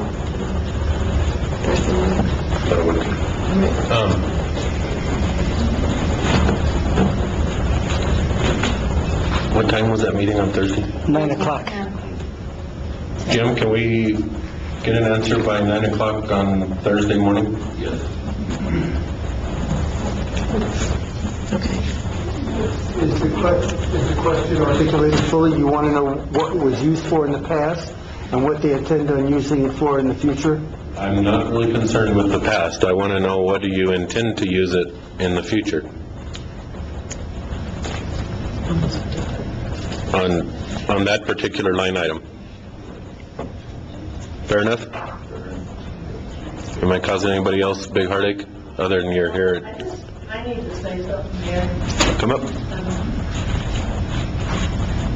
You've got other groups now that are going to wonder why they didn't get a chance to maybe, if you're extending this, you're changing the rules. Everybody had to put their packet in, they had to explain what their intention was, and to go and now extend this for any one group, there may be other groups that are not going to have that opportunity. So again, I'm kind of concerned about the image this is creating. A timeline was set, RFPs, you had exactly in there what needed to be provided, and to make an exception now, to me, is setting a new precedence. So I guess that's my concern, is it's difficult for the entire community. But to start getting to where we're making exceptions tonight, I think is really not in the best interest of the community, and it makes me question, why we set up the entire schedule that we did if we're now shifting it. I don't disagree with you, but I also think we gave everybody opportunities tonight to present to us, to answer questions that we might have. We just had a question on this one. There was several proposals that are lacking detail, and we can sit and pick a bunch of them apart. My concern with this particular amount of money is really that filling of the gaps and making sure that we're not leaving a big gap out there in trying to disperse this. As long as there's a gap and there's not a duplication, And I think that's what we need to be careful of. There should be justification. If there's a gap, that information should be in that proposal.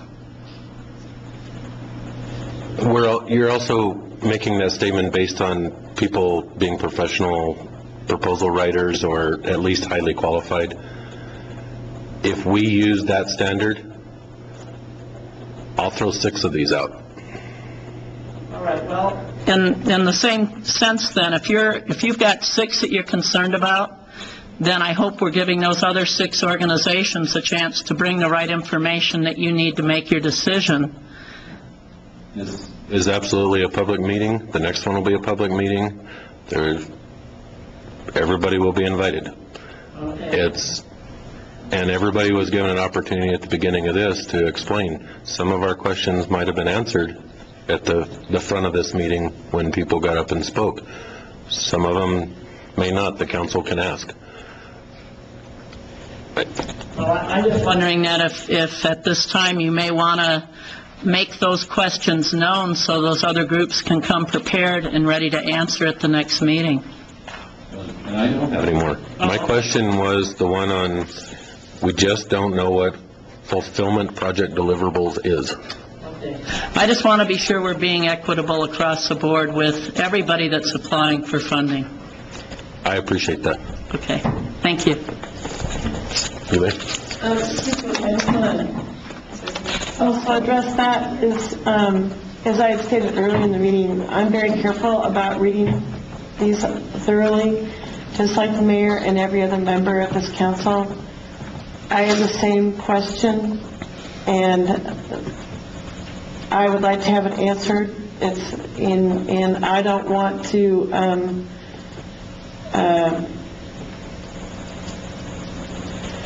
I mean, I understand your concern, Sissy, but at the same time, if there's a point of clarification that the council needs to make a decision, we can't have that right to ask that question taken away from us and to receive that clarification. I could, everything else, I don't have any questions on other things. I mean, you can pretty much figure it out. It's just that particular set of words, I don't know what it means. And so part of my job as a counselor is to ask, the mayor in this point asked it for me, but it's to find out what that means. Okay, and I just want to... On the answer, what the ultimate decision, at least in my case, and I think in everyone's case, is going to be, but I'm just saying, remember that while this is a public forum, we have to have the ability to ask the questions and get the answers that we need to make the decisions that are being put for us. So we need to have the information that we seek, so. Well, I appreciate that, and it's been a late evening, and I know a lot of groups have left, and so I just want to be sure that if there's other issues that you're going to want answers on at the next meeting, that we're allowing those entities to know that they need to bring more information as well. Absolutely. Okay, thank you. Thanks, Sissy.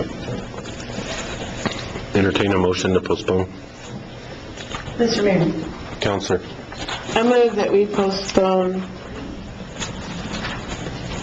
the approval, disapproval of request for proposal number 11/12-3P Community Promotions to Thursday, May 24th at 9 a.m. No?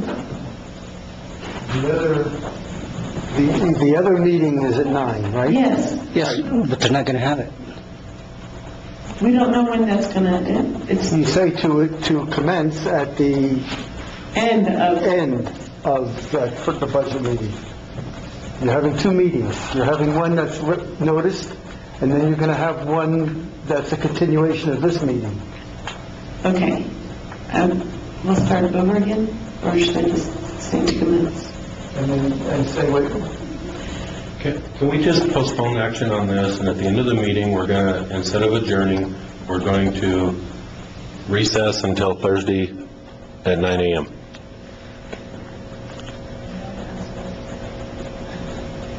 What's easier? But there's no, the budget item is a separate meeting that you've noticed already. That's okay.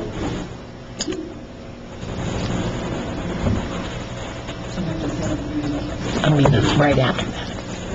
If we do it if we say it at 9 a.m., people are here, we take care of this. And then we adjourn that one and go right into the budget session. Or we forgo One for 9. the budget one. Because we don't have to have the budget one. We had a memo today. So I would say we do it at 9 a.m. and we forgo the planned budget meeting at 9 per the DFA's memo today. Does that work? Legally? We can recess this meeting and start it again on Thursday. If we keep talking about it, we won't have to. I know, I was saying, we'll just keep on going. Yeah, yes, there's no prejudice to the public, and the notice is fair, and parliamentary-wise, you can do it. It's, having, if you're going to cancel that meeting, then the budget meeting, then announce that you're canceling the budget meeting now, then make the motion to recess until 9 o'clock on Thursday. We'll do that. So make your motion. So recess now? No. You want a motion to postpone action on item A, approval, disapproval of request for proposal, blah, blah. Just make a motion to postpone. Okay, I make a motion, I move to postpone action on item A, approval, disapproval of request for proposal number 11/12-3P, community promotions. Is there a second? I'll second it. There's a motion and a second to postpone action on... We're not. When you postpone an item on an agenda, it stays on an active, you can call it up at any time as long as you're in that meeting. And as long as we don't end this meeting, it's a live item. You're going to end the meeting with an adjournment. We're going to end the meeting with a recess. Right, okay. We're going to set a record for the longest town council meeting ever. So there's a motion and a second to postpone action on item A under new business, approval, disapproval of request for proposal number 11/12-3P, community promotions. Any discussion? There's a motion and a second, no further discussion to postpone action on item A. All those in favor signify by saying aye. Aye. Any opposed? Motion carries. Sorry, folks. Next item on the agenda is approval, disapproval of bid number 11/12-23 pedestrian bridge on San Vicente. Mr. Brown. Mayor and council, the town received 2 bids for the pedestrian bridge, the San Vicente pedestrian bridge, one from Touch Construction and the other from Highland Enterprise, Inc. from Las Cruces. Staff's recommendation to award the base bid and additive alternate plus gross receipts tax to Touch Construction for $63,386.68. This is grant funded, and it's all, there's no match, and this is within the budget of the grant.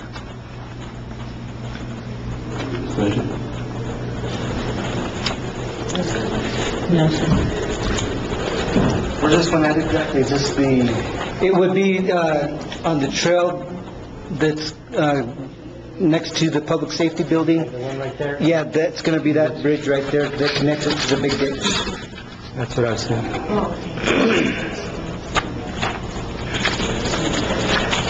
Any other discussion? Any comments from the audience? Hi. I'll entertain a motion. Mr. Mayor. Counselor. I move for approval of bid number 11/12-23 pedestrian bridge on San Vicente, with staff's recommendation to Touch Construction for the amount of $63,386.68, which includes GRT. Is there a second? Mr. Mayor, I second the motion as stated. There's a motion and a second. Is there any discussion? There's a motion and a second to approve staff recommendation for bid number 11/12-23 to Tatch Construction Incorporated for a total of $63,386.68, including gross receipts. All those in favor signify by saying aye. Aye. Any opposed? Motion carries.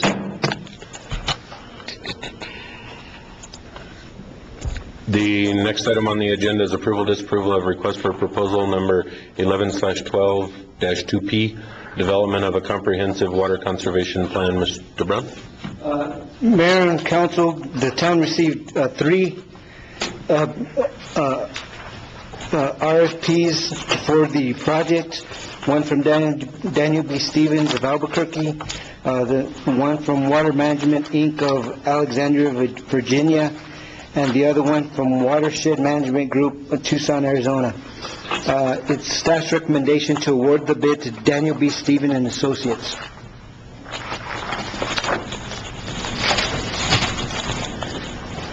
Mr. Mayor, Counselor? I have a quick question. I'm assuming the PEC is the Proposal Evaluation Committee? There was an evaluation committee, yes. Yeah, because I was looking at the acronym, I wasn't quite sure what that meant. Okay, thank you.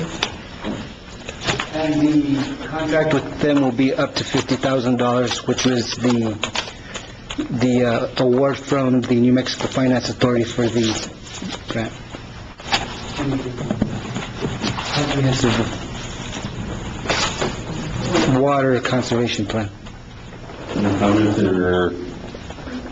Anybody want to talk from the audience? Just a few of us here. We could all just get cozy up here. Please.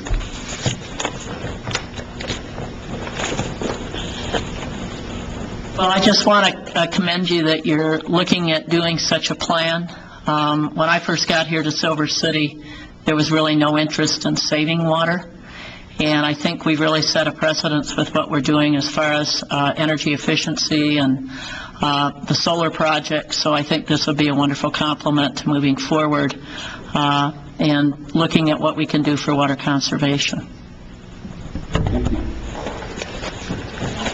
Anything from the council? If not, I'll entertain a motion. Mr. Mayor, Counselor? I move that we approve request for proposal number 11/12-2P, development of a comprehensive water conservation plan per staff recommendation to enter negotiations with Daniel B. Stevens and Associates Incorporated. Is there a second? Mr. Mayor, I second that motion as stated. There's a motion and a second. Is there any other discussion? There's a motion and a second to award RFP 11/12-2P per staff recommendation for the town to enter into negotiations with Daniel B. Stevens and Associates Incorporated. All those in favor signify by saying aye. Aye. Any opposed? Motion carries. Next item on the agenda is approval, disapproval of purchase of the property at 1106 North Pope Street at or below the appraised value. Mr. Brown, did you want to say anything? Mr. Scavron? No, sir. We just like to purchase it. Okay, for those that are wondering what we're doing, the property that is in question on the motion is the Shamrock Station on Pope, and it has been within the town's plans for many moons to purchase that property so that we can actually own the complete block, that, as we already own the rest. And we have been in negotiations now for several months to come up with an agreement and get all our paperwork in a row. And the price is advantageous to the town, the funding is available, and we would like to authorize the town manager at this point, or I would like to, the council will say what they would like to here in a second, authorize the town manager to purchase the property. Any comments, questions from the audience? Nothing.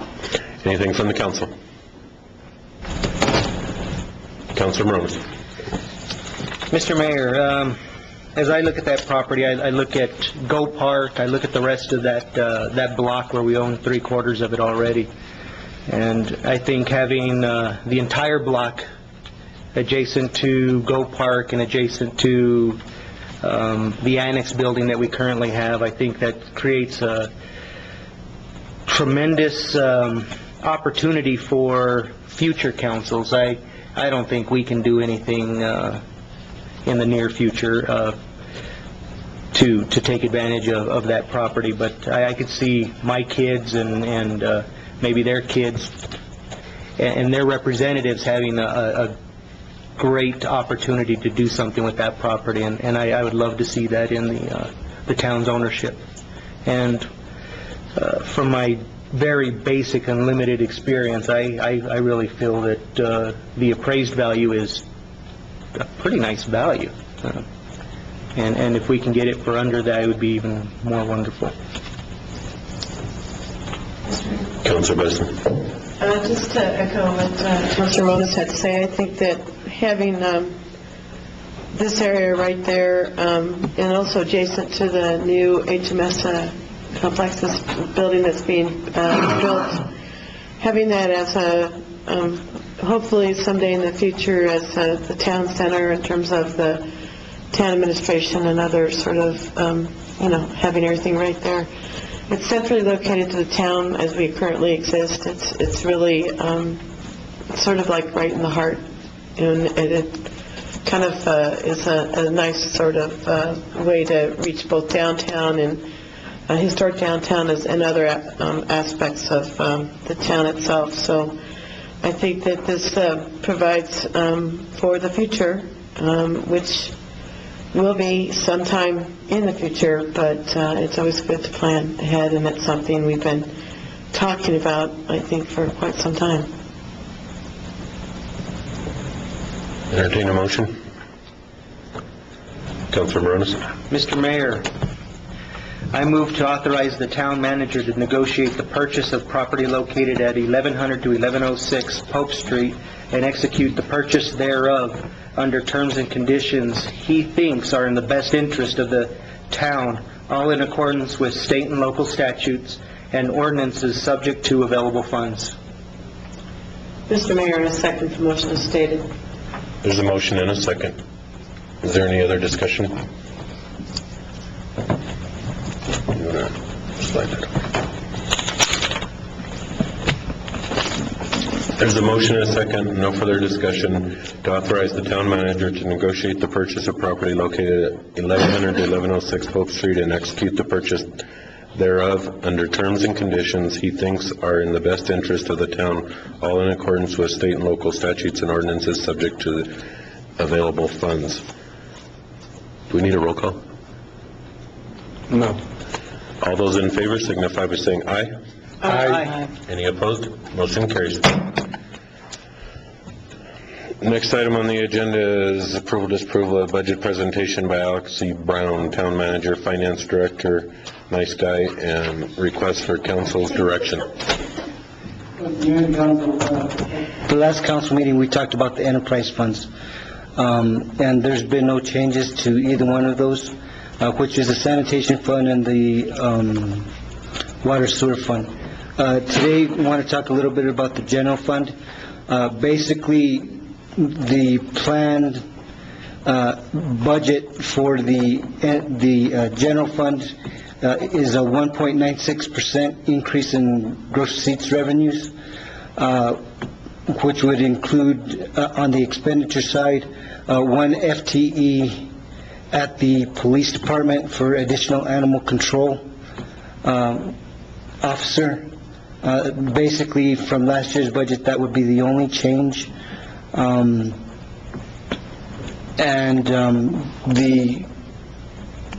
As you can see on the top line of the budget, basically, we pretty much I'm presenting a balanced budget, actually with a higher ending cash balance than the beginning cash balance. So if you don't have any issues with that, or if there's anything that you want me to look at, other than that one FTE, we got a memo today from DFA that normally we used to have to have a resolution from the council authorizing the submittal of the preliminary budget. But apparently this year they decided that it statutorily isn't required. So they said that we can go ahead and send the preliminary budget in, but that at the end of July, and we would be preliminarily authorized to operate under the preliminary budget. At the end of July, we would be required to, the council would be required to approve the fourth quarterly report and the final budget for the year.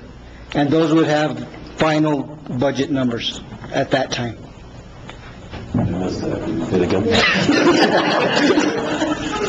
My mouth is dry from it.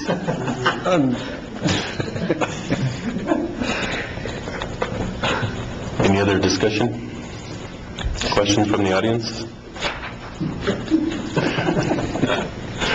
Any comments, questions from the council? Hang in there, Alex. My question to you, Mayor, so we need to approve this as written on the... No, as long as you don't have any changes with what I'm just asking because it's on the agenda that way. The memo came in today. Okay, so... We can just move to the next item on the agenda. We don't have to take action. Yeah, you don't have to take action on it. By not taking action, it would die Thursday when we adjourn. Stay here all the way through tomorrow. Starting to wonder. I know. It's been a while since we did this. Okay, we'll close that one. Next item on the agenda is appointment of one member to the Planning and Zoning Commission, and we have an application from Lita Furby. I have a positive response from the commission and staff, and they would like her to be appointed. Is there any objection from the council? Yes, sir. Hearing no objections, Lita Furby is appointed to Planning and Zoning Commission, and we'll send her the proper notice. You guys want to play with me on adjournment tonight? No, we don't have adjournment tonight. So somebody recess. So we need to postpone this meeting? We need to go into recess.